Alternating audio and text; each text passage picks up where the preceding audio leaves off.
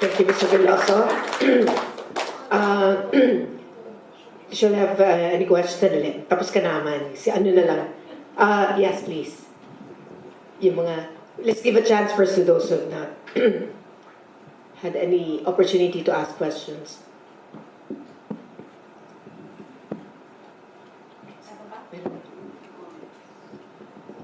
Magandang hapon po. Anhero ng PS Link. One of the recommendations of the paper is for the government, the state should not be a minimalist state. So, and after hearing the reaction from the Office of the President, in particular the Cabinet Secretary, I'd like to ask the authors, what are the indications that the government or the state under the Duterte administration will be marching or towards being an active instead of passive state or interventionist state. Second question is about the education. I agree with Asek Nepo about owning the country, NEDA, owning the aspiration, except that there is no agriculture there. I think the basic question to us is our education system producing graduates to meet the global needs instead of, prioritizing meeting our own needs in order to develop? Because now it's been very convenient to address unemployment by sending our workers. And that shows how much remittances. So I think I will go back to that question and challenge that are we really producing graduates to meet our own needs instead of the global market, and therefore we, the Philippines, is actually subsidizing those countries to be able to have the productive human resources to also develop. So, broad question, and maybe you can comment whether the Duterte administration is towards being an active or interventionist state or government. Ano, si Men? Men, ko doon sasagot nung ano. Later, okay. Probably, I'd just like to comment dun on the concept of producing for the global labor market. The trajectory of the president is to arrest the increase of the outflux of our workers, particularly the professionals. And I think this will be discussed in the summit for the development of the education sector. Asek Nepo would be part of those who will organize it. But one of the observations is that there is a lack in terms of investment for key areas in education, which directly support the biggest areas of our economy, in particular agriculture. In the Office of the Cabinet Secretary, we are currently doing some studies on how we can promote and further develop the agricultural sector. And a major observation is that we need to promote education on agriculture as a game player in this area. Because without professionals in the agriculture sector, we are only further entrapping the farmers in a very inefficient way of farming. So siguro that's one of the things that we can expect in this administration, in that we will support and promote more investment on agriculture, which includes education for farmers.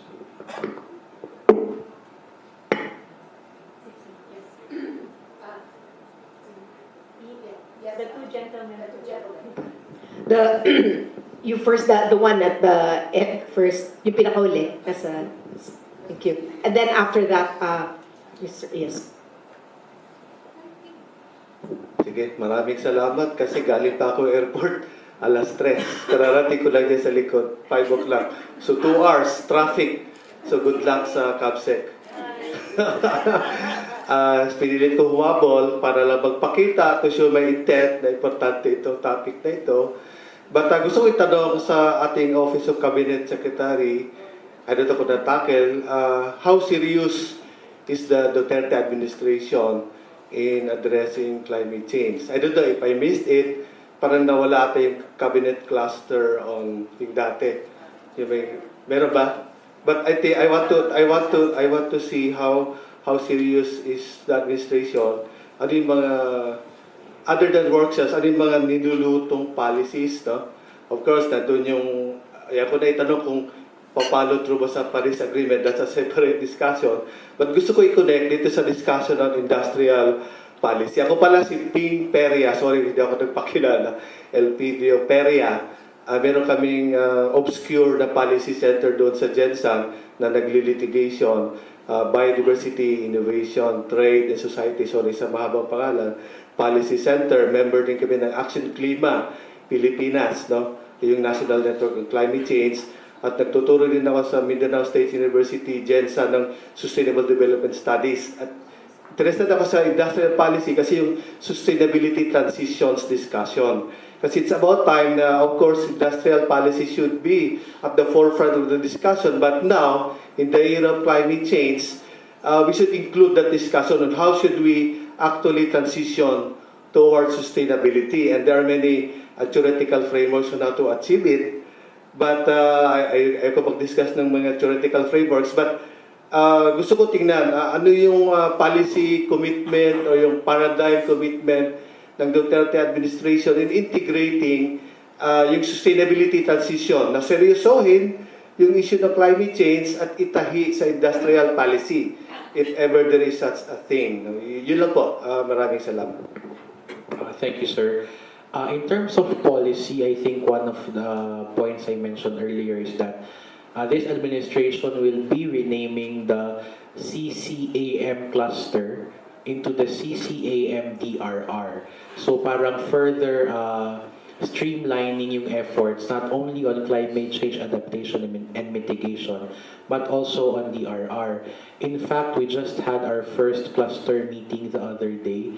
I think during this administration, we have a very purposive desire to make all the clusters, the cabinet clusters, working clusters. Meaning, unlike before, na they only meet when there is a need, except for 1 or 2 clusters na very active. The rest weren't really functioning. So this administration, we have a purposive effort to make the cabinet clusters work. Second, we are looking at different climate change adaptation and mitigation frameworks. And one of the things that we are looking into is developing community-based systems, not only for DRR but also for CCA. In fact, Secretary Gina Lopez, I think, is piloting it in 26 key areas all over the country. So we're looking at it. Si Professor Nemenzo would also know that we're also planning to do benchmarking visits sa Cuba in order to look at their DRR and CCA techniques. We realized kasi despite all the funds that we have for DRR and CCA, we have the NDRRM fund, we have the People Survival Fund, we have the Calamity Fund. But the difficult thing is it's always centralized in the national government. And you can see on how projects are being implemented now in the Yolanda sector, it's sobrang mabagal. So we realize that the only way that we can make government, both national and local government, accountable is if we make the communities active partners in ensuring DRR and CCA. So that's the second. The third point, in terms of industry, we are still very active in lobbying for the Paris Agreement in terms of we want the bigger industrialized countries to be more responsible. Currently, at the dun sa set na natin na mga indicative na contributions, nationally determined contributions all over the globe, if we will follow the commitment, we will still be raising temperature by 3 to 3 degrees by 2100. We do not like that. And I think on the part of the Philippines, and the President has been very vocal on this, we will not go down further. Because if we go down further, our industrialization efforts will suffer. The line of the president is, and I think for the long, even during the campaign, he was saying this, that the bigger industrialized countries should be the one to cut down on carbon emissions. While we will promote a clean energy, we will try as much as possible to be faithful to our indicative nationally determined contributions. We are also making them responsible because during the time that they industrialized, there were no caps on carbon emissions. And it will be very unfair for us, for a country like us, who is in the process of industrializing, to have a cap set on us, because that cap will be contributed primarily not by households. When we were computing during the CCAM cluster meeting, most of the contributions will come from manufacturing, from industrial parks. So therefore, malaki yung impact sa ating development. So that's the line of the president. At the same time, we are pushing for climate justice, meaning these bigger countries who have high emissions are responsible to us in terms of funding to make us prepared. I think the Philippines was the one who was very actively pushing for that during the Paris Agreement. Because yung mga industrialized country, particularly France and the United States, were pushing for loans. We were saying, no, we will not accept those loans because it's so unfair. We're the ones suffering. Climate vulnerable countries like the Philippines are the ones suffering. And then, papautangin mo pa kami, you will then receive interest from it. So we have a no-loan policy in terms of support for climate vulnerable countries. So yun yung some of the initiatives that we are pursuing in the international level. And once makuha lang natin yung assurance nun, I think the President will push for the ratification of the Paris Agreement here in the Philippines. Sorry for follow-up kasi it cries for a follow-up yung point. Kasi tanong ko na lang. So yung 70% cut, kasi key yun sa industrial policy. So meaning, hindi susundin yun. Kasi you're saying... Recomputing, sir. Recomputing. Yes. So we will submit a new NDC by the time we ratify it April 21, 2017. Yes, sir. That's the reason why we haven't ratified it yet. In fact, just before the Aquino administration ended, there was a mad scramble to have it ratified. In fact, 23 of the 32 departments who were supposed to submit certificates of concurrence already submitted. Pero naabutan sila ng closing of the Senate. So upon assumption of the new president, the president said that we will need to issue new certificates of concurrence. In fact, I think the recomputation will be discussed in the cabinet this month. Thank you. Sorry for asking another. Let's get all the questions because time is running short. So, si Princess, and then, Logan and Orange Cat. Si Princess muna, kasi kanina ay diba siya dapat muna. Right? Okay. Babanggitin ko lang yung si Annie started to talk about the minimalist role of government, and I heard Joy saying na dapat all agencies should be involved, hindi lang DTI. You don't just leave industrial policy to DTI. But shouldn't this be the function talaga of NEDA? NEDA is supposed to be, the overall planning body.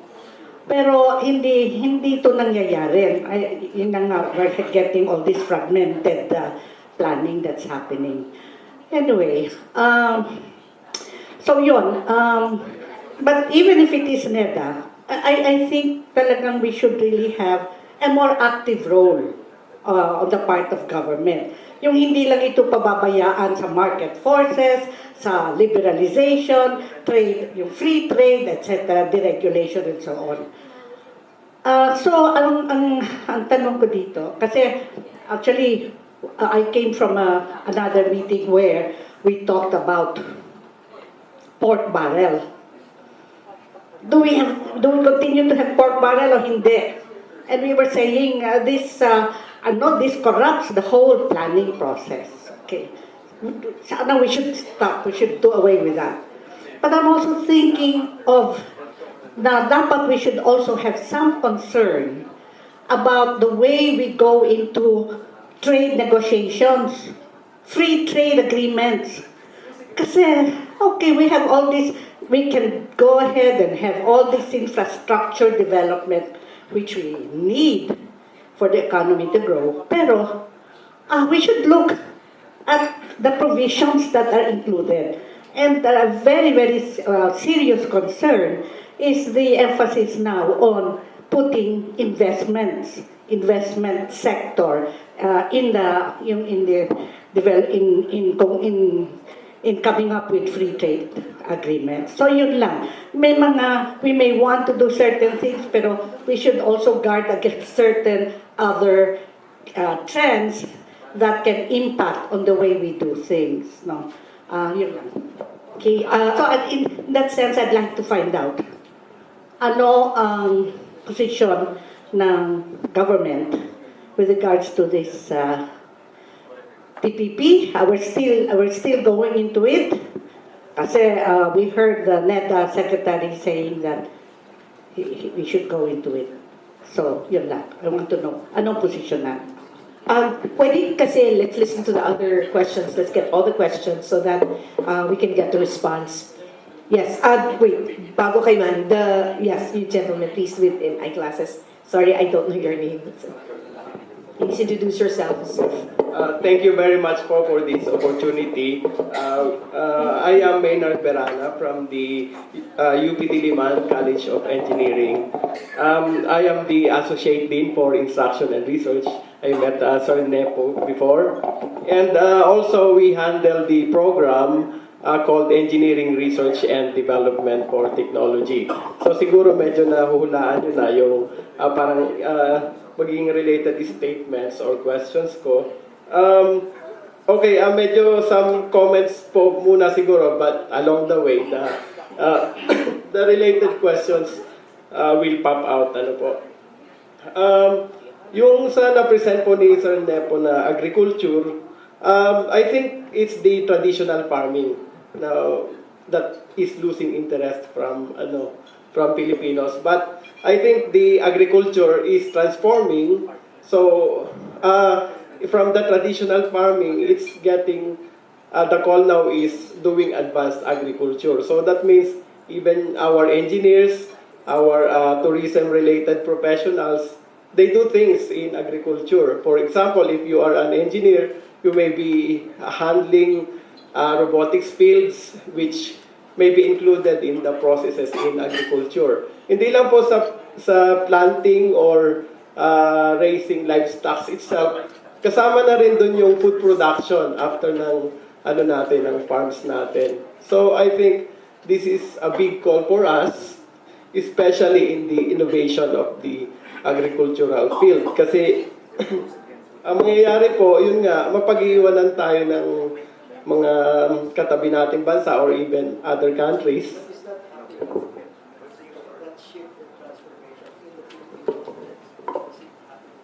Yes, it's happening because there are, as we know, the agriculture field in our educational system, in our universities, is still there. So, people are still doing researches in agriculture. Kailangan lang po siguro talaga ma-implement natin ito talaga sa agricultural industry so that our advancement in agriculture and that also in effect will again heighten interest even the ordinary farmers nowadays. Ano po, para kumbaga hindi lang pagtatanim pero parang something of a value-added activity. Halimbawa, imbis na isipin ng mga bata, magtatanim sila later on, siguro pwedeng maging robotic or IT engineer, then they can do design of the machinery and they can even, halimbawa, conceptualize remote farming methods. So these things, yung mga advancements na kinakailangan natin. So, also doon din po sa yung naging comment kanina on the engineers na parang nahihirapang mag-splice. I think we have to go back dun sa content ng curriculum natin. So, paano natin ma-ensure na yung pumasa sa atin, yung expected competency sa kanila, nagagawa nila. At hindi lang nila nagagawa ngayon, magagawa nila as time goes by dahil mayroon din tayong installed institutions that are also parang checking the competencies kung nami-maintain. And hindi lang po yun ang challenge sa educational system natin. The more important challenge is ano pa yung kailangan content ng educational system natin para mabigyan natin ng mas value added pa, mas advanced pa na content yung curriculum natin such that yung mga taong lalabas, those who will graduate from our curricular system will be able to innovate our industry. So, from the technical implementation hanggang sa policy po, paano po natin ito papangalagaan. So, yun po, ano po. So, also, I think this has been answered, but I think we can go more specific. For example, in our strategy, ano po ba yung mga specific niche ng industry natin na dapat nating i-focus for our industrial development.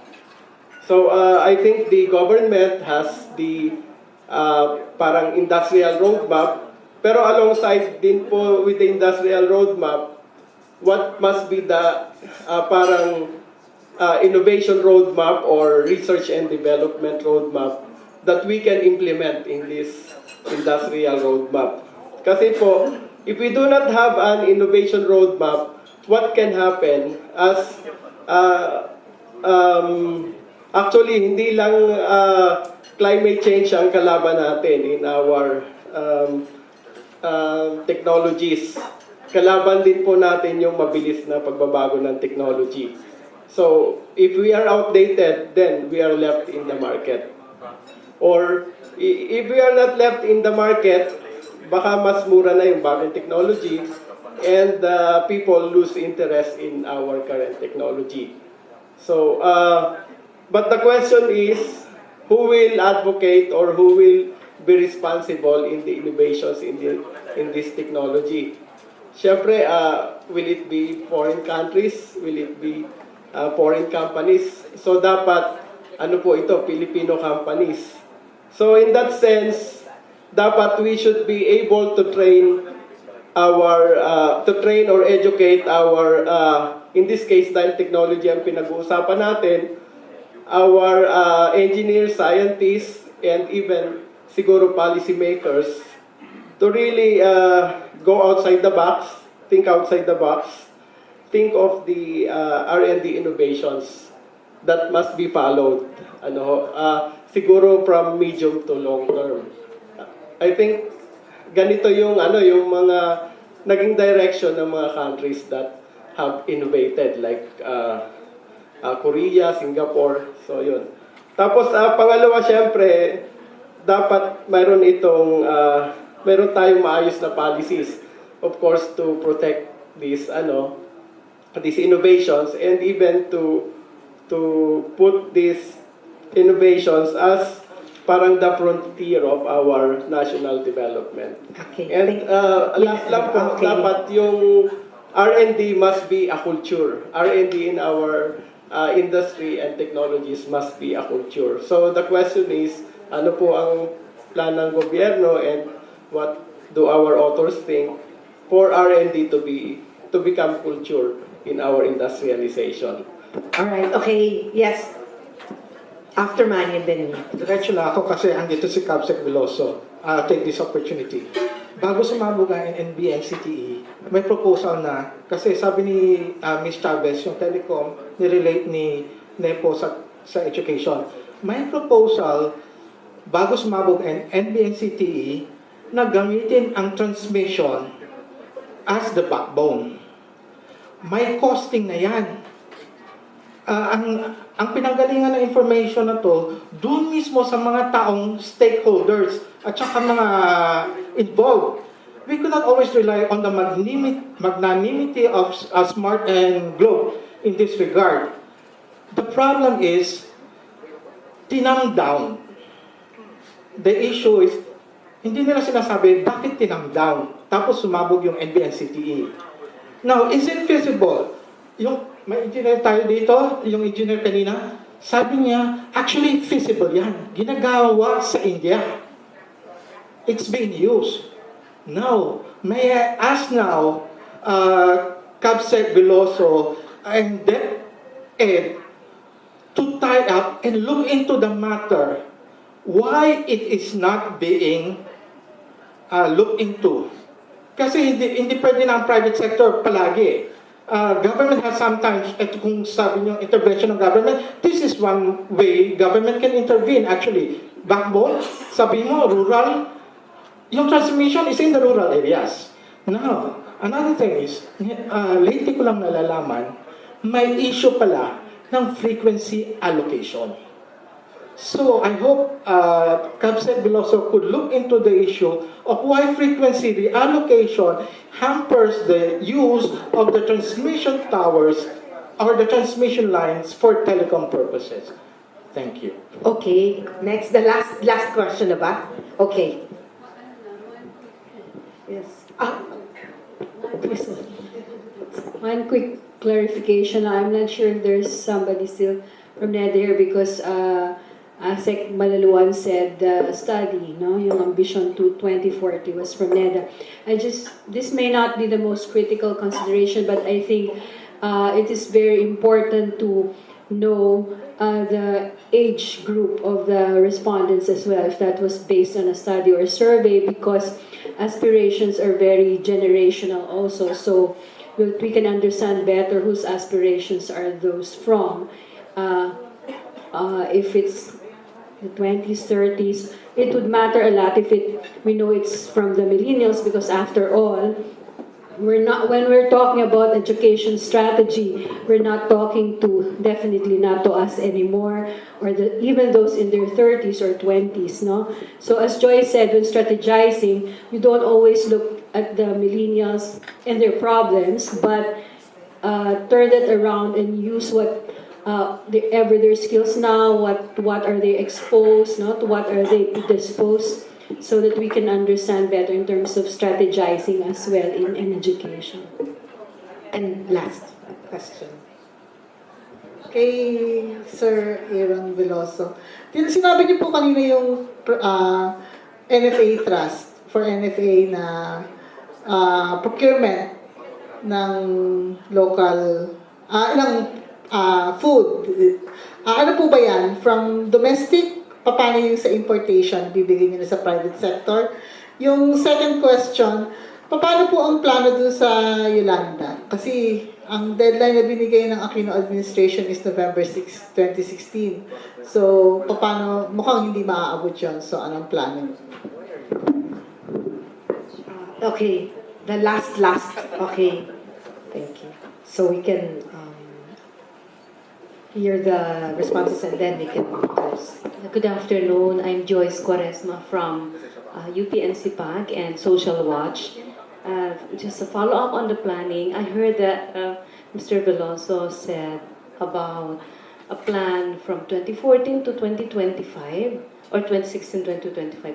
So it's a 10-year plan. What I would like to know is if the Duterte administration is going to plan beyond 10 years or beyond 6 years, but then, because what perhaps for me I want to see is a long-term plan, not medium, which is 6 years, as we used to have, but perhaps are you going to do long-term planning for as long as 50 years, if not 100 years?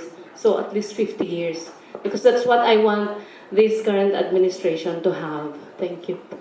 Okay, Sally, are you going to? Okay.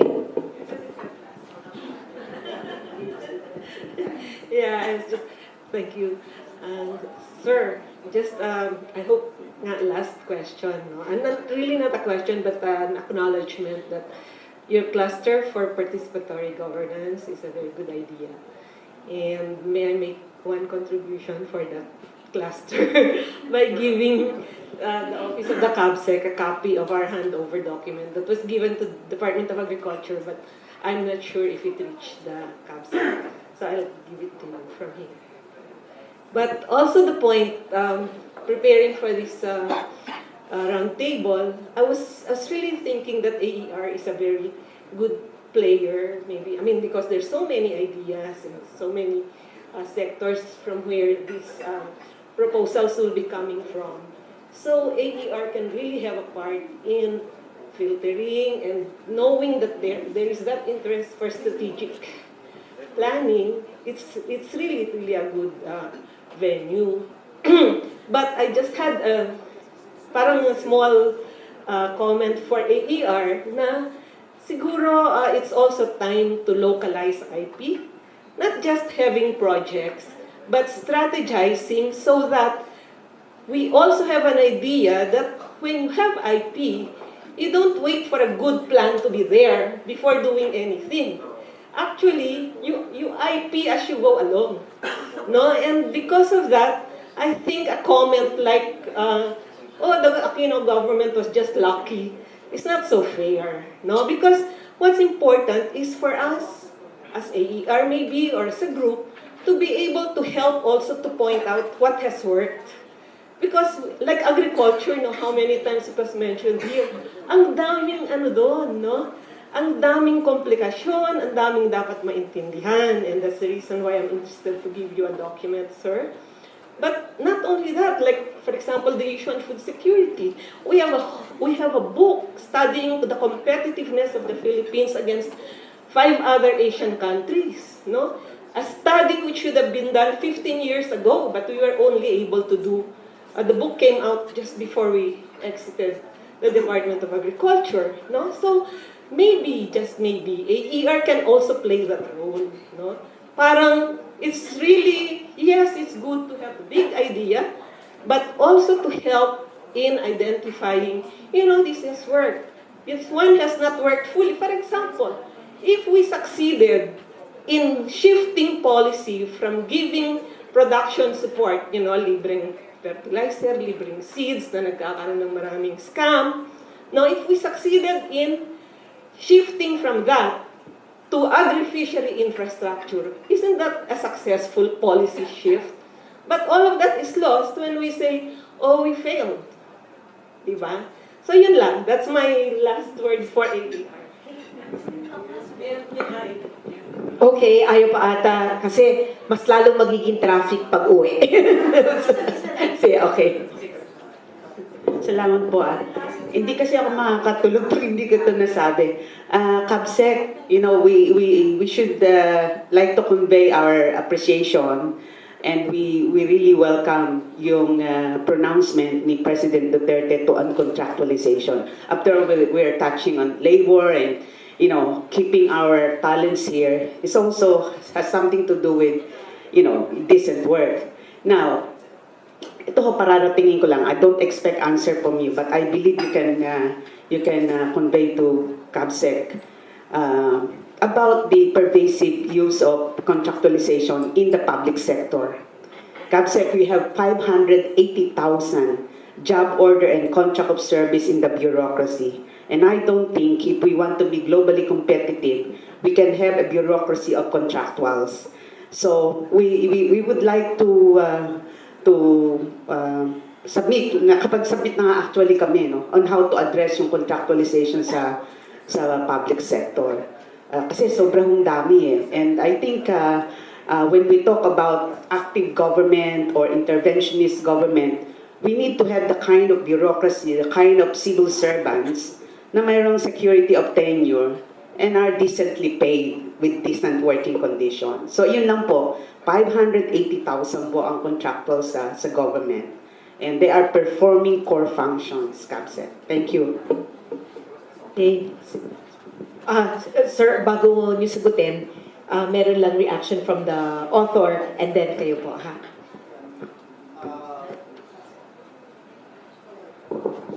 Dun sa K-12, whether it's, I think it's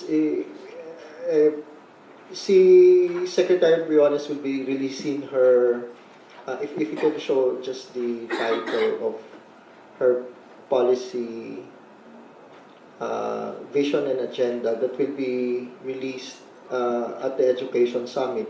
And you would note that it will not be a simple outward-looking education sector. It's quality, accessible, relevant, and liberating basic education for all. In the relevant side, it's really strongly looking at the challenges of the Philippines, including climate change, income, poverty and inequality, as well as the information age as part of that. K to 12, even if the literature probably was focused on that, on global standards, that's part of it. But the Secretary is looking at K to 12 really as a quality of education intervention, but she is now driving it on the perspective of delivering the inputs of education, and that's why she's facing the challenge of being able to deliver all the textbooks on time, all the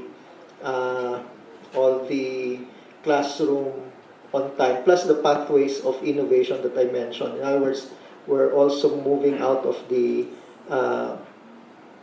focus just on formal education. There will be really a strong push on the alternative learning systems, and the pathways to innovation for both education delivery as well as content will not be confined to the strict confines of K to 12 as it is, and that's where the Education Summit also comes, because we really want that to have a strong stakeholder participation.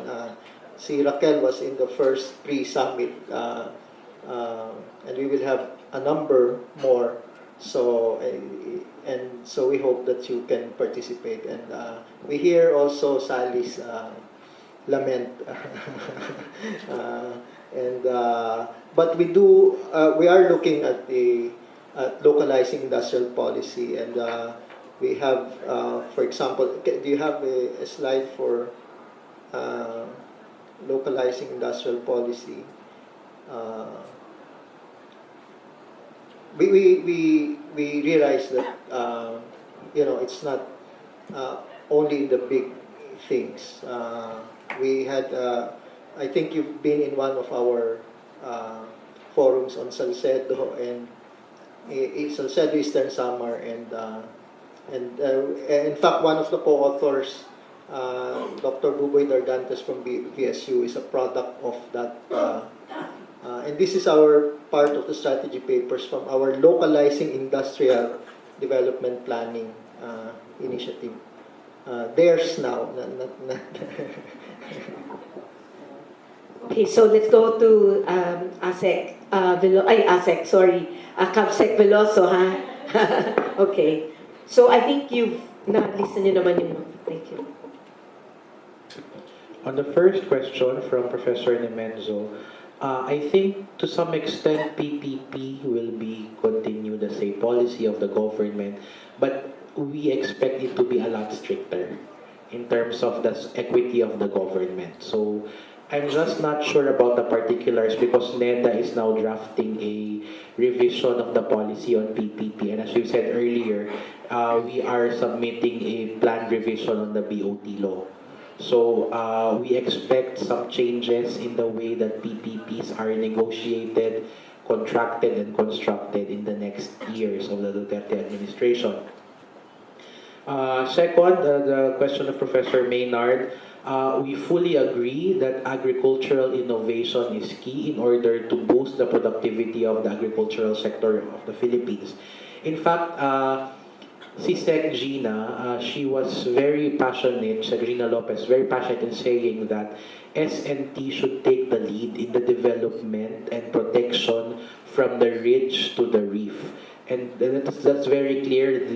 Secretary Lopez of the ENR and Secretary Boy de la Peña of the OST are collaborating very closely on that. Because it's a shame that for the past 2 or 3 years, the different councils under the OST are producing around 200 to 300 innovations per year.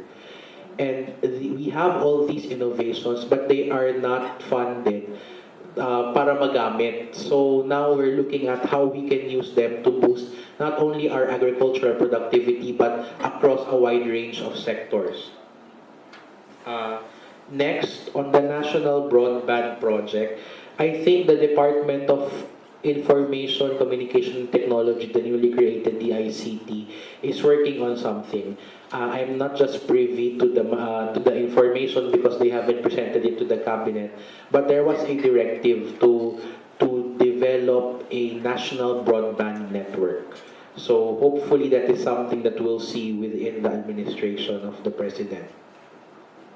Next, on the comment on education, we fully agree that we should consult with our stakeholders in terms of developing our curricula, etc.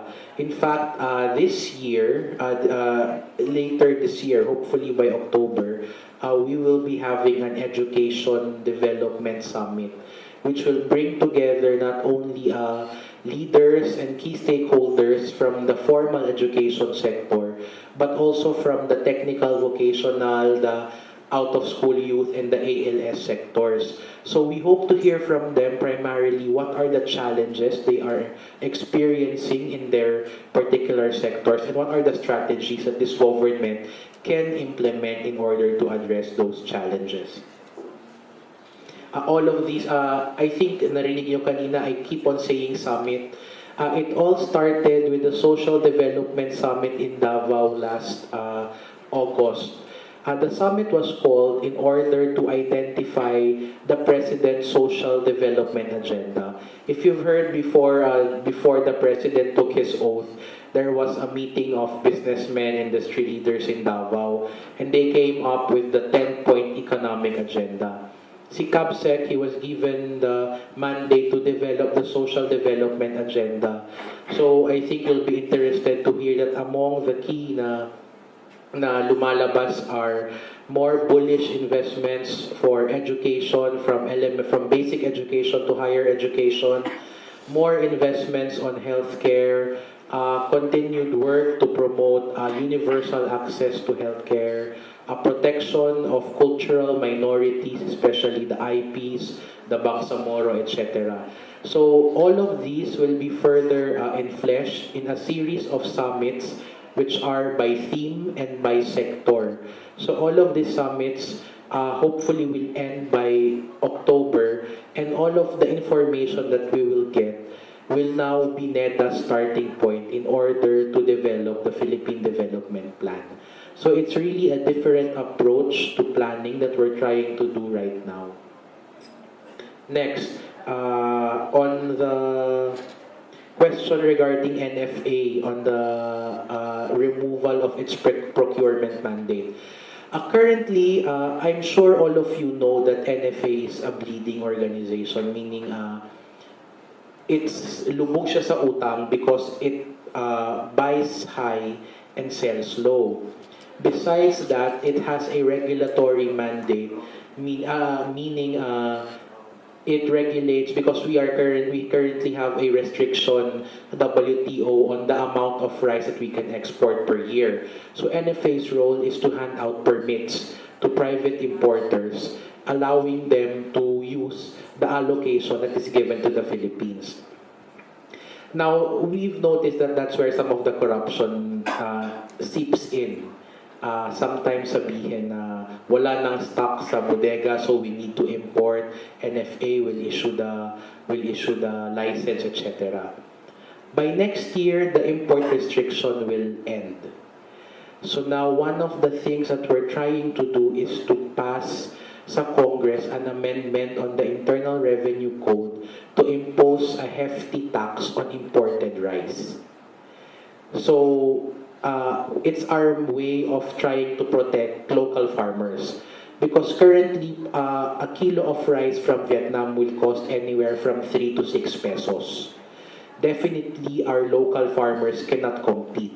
The moment the restriction of WTO will end in, I think it's December 2017, we're expecting influx of cheap foreign produced rice. So we're trying to talk to Congress to have that amendment passed in order to protect our farmers. Now, the direction of DOF is to establish a fund for whatever tax we will collect from that particular source, similar to what we are doing for sin tax. As you know, diba, sa sin tax, it goes automatically to health. Now, our plan is whatever tax we will get from imported rice will be specifically for the development of the agricultural sector. So when that happens, when the WTO restriction ends next year, we plan to abolish the rice procurement mandate of NFA in order for it to focus primarily on regulation. Kasi ang laki na ng utang ng NFA. Anyway, kung magiging free, magiging open na yun o wala ng import restriction because of the expiry of the WTO, our main concern na lang is to protect the farmers and to help them develop in order to compete. In terms of, hindi naman siya totally mawawalan ng procurement, it has to, sa buffer stocking may role pa rin siya. And the trend pa rin is that buffer stocks should be taken from local farmers. Magpupunta lang sa importation pag wala na talaga. Pero yung general na thrust na to buy and sell ng rice, that's what we're trying to remove from NFA. Next, on Yolanda, we are working now, in fact, last week, we met with HUD-C, LRA, and DIR because I think the most pressing issue is that 3 years na yung emergency shelter sa Yolanda Corridor, 12% pa lang yung nagagawa. And primarily, reason why meron tayong delays is that administrative requirements from different agencies hinder the building. I'll give you an example. COA does not allow the commencing of the building of structures if the title is not yet in the government. And I mean, you all know how long titling takes, the time that is needed to get the title. So until now, only 11% of housing structures are completed, and even less are may tao, are occupied. So we are now talking with LRA, with COA, together with NEDA, HUD-C, and NHA in order to develop mechanisms on how we can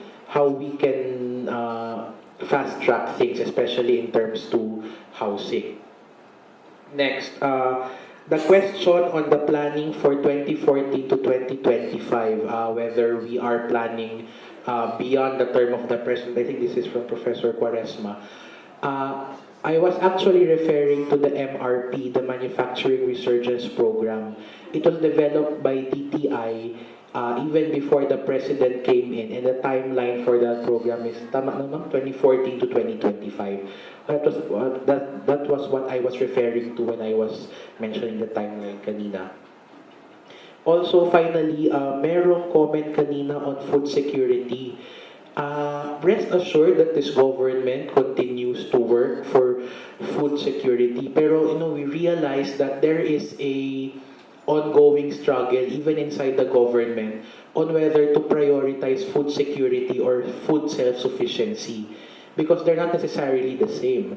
So as I said earlier, part of the effort is to remove the procuring power of NFA and to impose tax on imported rice once the trade restrictions expire next year. But beyond that, we are looking at a massive agricultural sector development program, which includes, as Professor Maynard mentioned earlier, investments in agricultural technology, on infrastructure, on education, in developing cooperatives, in providing farmers entrepreneurial skills, and providing support facilities, including credit. The President actually directed Land Bank to be more to be more compassionate in working with farmers, because as we know, farmers are not the most guaranteed persons to pay loans when you loan them money. But then it's a reality.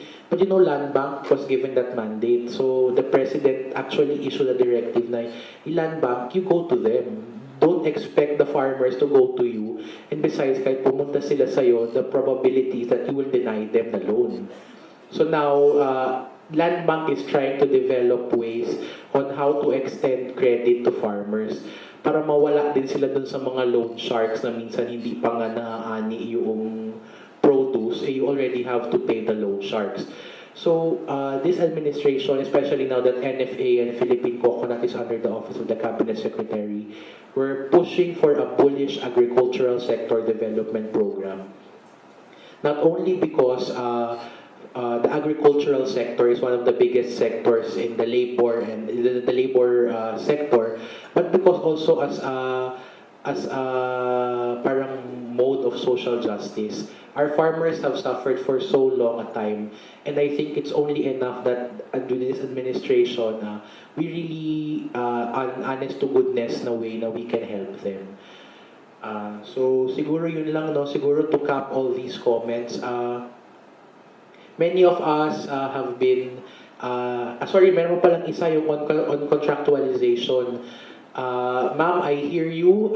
I've been 6 years in government, and for the first 3 years, I was a job order employee. So that is something that strikes very close to home. We are talking with DBM on it. There is a right-sizing bill in Congress that we are pushing. Now, before, during the time of GMA, it was a rationalization plan, meaning they want to shrink all the government agencies.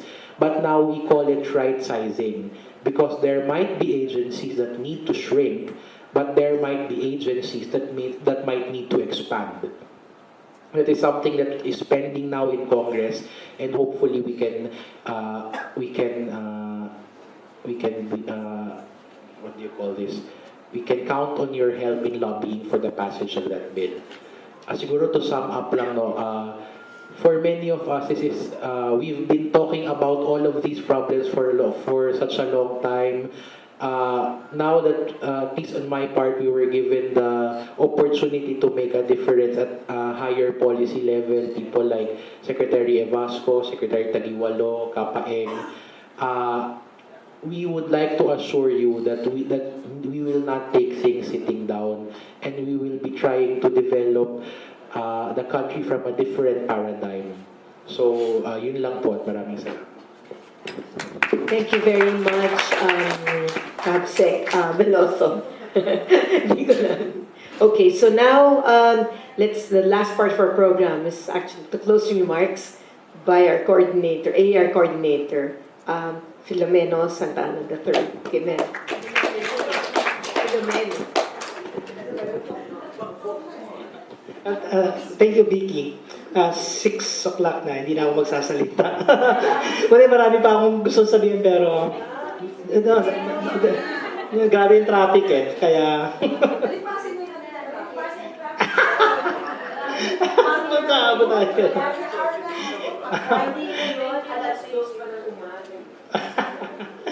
Anyhow, maraming salamat sa inyo lahat for being here. The paper is always a work in progress, as you all know, and the inputs here and further inputs will help strengthen the paper. The writing of the paper is quite challenging, di ba? Very, very challenging. And as we get more inputs, the more difficult it is, especially in tightening yung paper. Note that this is a paper on industrial policy. It's not a paper on the whole economy.